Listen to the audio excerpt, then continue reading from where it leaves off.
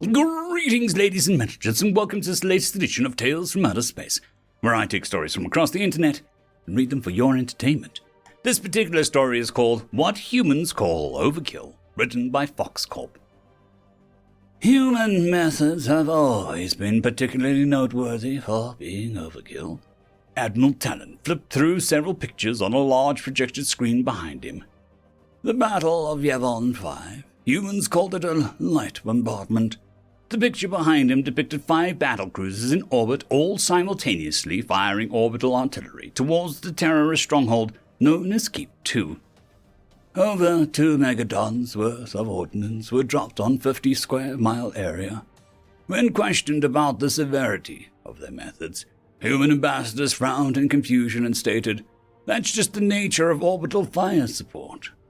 A screenshot of a human news website flashed behind the Admiral.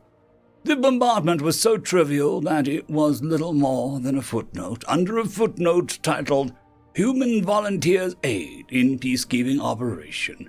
For those who are not alive 100 years ago, the Keepers of the Sacred Word, as they called themselves, were the most dangerous terrorist cell the galaxy had seen in over half a century. To the humans, they were little more than a fly to be swatted. One of the most infamous pictures of all time was next to be presented on. A human soldier onlooking the ruins of an entire city of New Calanti. A small armada of frigates lingered over the city's smoldering corpse while blasting autocannon fire at anything that dared to peek its head out of the rubble. Despite all of this destruction, the soldier appeared to be entirely relaxed. Her rifle swung over her shoulders and she rested lazily against a tree. It is reported that the slowed human soldier had been part of the first wave of drop troopers to make landfall around New Calanti. According to both human and independent reports, the soldier managed to kill at least 57 enemy combatants single-handedly before being evacuated from the surface. Shortly after this photo was taken, the entire city of New Calanti and everything within a 200-mile radius of it was turned into glass by nuclear warheads. A picture of a human lawyer in court appeared on the screen. The Galactic Council tried to try the humans for war crimes. The human lawyer pointed out 2 things that were enough to get the trial dismissed immediately. 1. The Galactic Council themselves called upon humanity to deal with the Calantine issues. And 2nd, several deadly viruses were released from the New Calanti Biological Research Facility in an attempt to drive off human forces. The lawyer put it best, arguing that humanity was faced with the prospect of losing a city or losing an entire planet. We chose to destroy the city before it could destroy itself. Admiral Talon took a long drink of water before continuing. I would like to remind all of you that humans glassed New Calanti as a concession. Humans originally claimed that they planned on glassing the entire continent and quarantining every system in a 15-light-year radius to prevent the spread of whatever diseases the Calantians had cooked up. Not even that plan was considered overkill to human command. It was at this moment the crowd began to rustle. One young officer even raised her hand to interject. After a quick nod of appreciation from Admiral Talon, the officer began, "If 15 light-year quarantine wasn't considered overkill, The officer audibly gulped and faltered slightly. "What was?" Admiral Talon let out a chuckle as he changed the slide behind him. "If only we knew." Once more the room fell into disarrayed whispers of disbelief.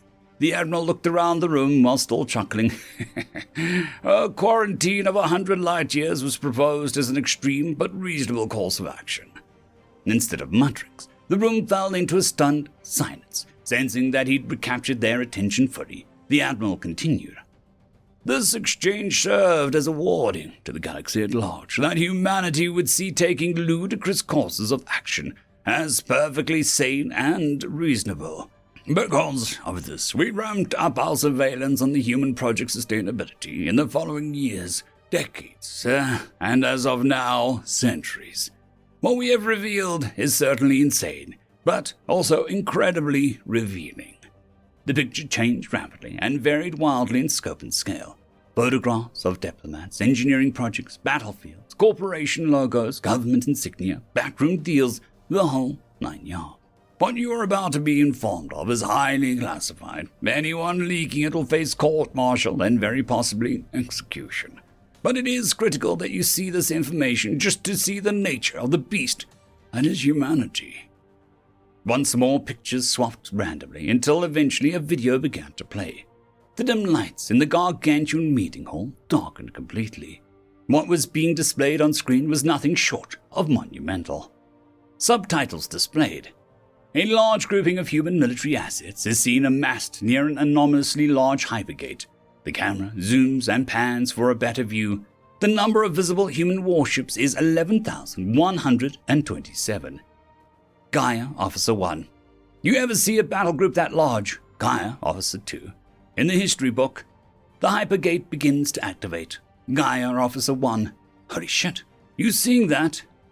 The star the hypergate orbits begins to darken as its energy is drained. The camera begins to zoom into the center of the hypergate. Gaia, Officer 2. Zoom the camera more in on that. That can't be right. Gaia, Officer 1.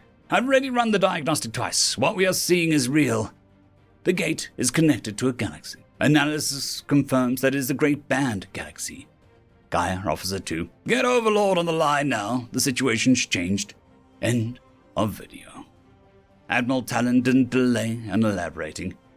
Humanity has always been alien in action, belief, and capability, but now it is known that they are truly alien in origin. Further intelligence gather reveals that humanity is an intergalactic force of nature. They exert total control of at least 27 galaxies. They are present in at least 1,722 galaxies, in some form. Some estimates place them at over 10,000 galaxies under their influence. Picture after picture of galaxy, megastructure, superfleet, megacorporation, politician, and scientist flash on the screen. There was so much information that several officers in the crowd were growing lightheaded. What we are dealing with is a Type 3 civilization 100-fold. To them, 1,000,000 stars is little more than a drop in the bucket. 100 light-year quarantine isn't even an inconvenience. It's just business as usual. The next slide that came on made everyone in the room, the Admiral included, wince. It was a map of the aptly named Great Rift of Althor. Just 10 years ago, the Great Rift opened. It swallowed with it an entire star cluster. It took the combined efforts of 157 species, humans included, to stop the lethal radiation from sweeping across an entire grouping of 15,000 stars.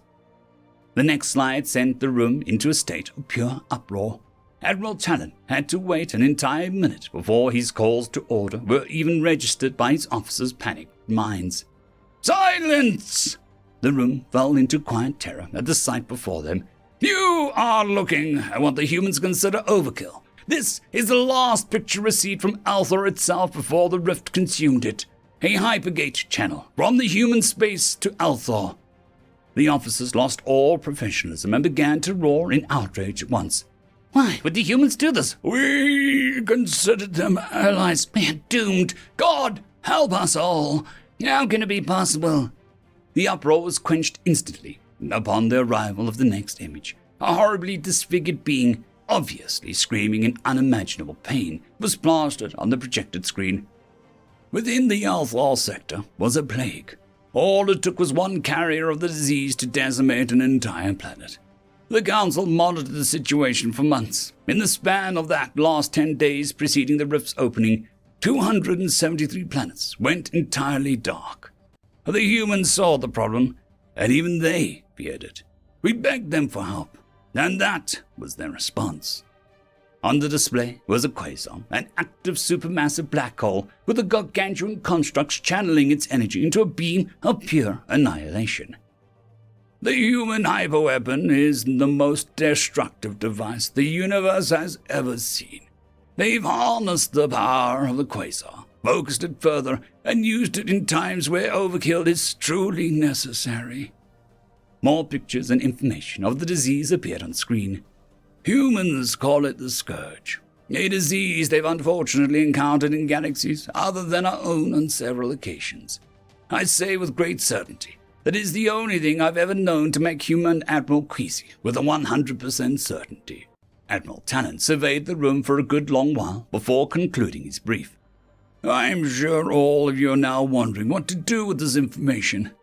Unfortunately, I can only say that this information is purely useless to all of us. We exist at humanity's whims, and could be eradicated just as easily. My final wisdom to all of you is this. Humans have proven time and time again to be nothing if not helpful. They show no signs of undue aggression, form treaties, broker peace. They check all the boxes of a civilized species. What I'm telling you is under no circumstances to go against the grain with humanity. They know best and have enough firepower to make us see or blind us with it should they see fit. Standard practice to them is apocalypse to us. Overkill to them is annihilation to the whole universe. What I'm telling you is don't bring a cruiser to a quasar fight. In short, don't piss the humans off. End of story.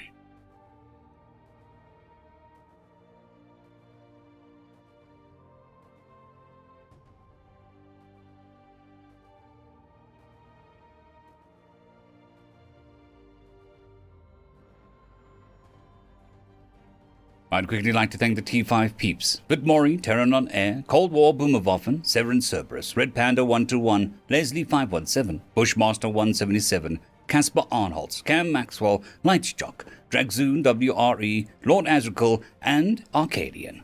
Thank you.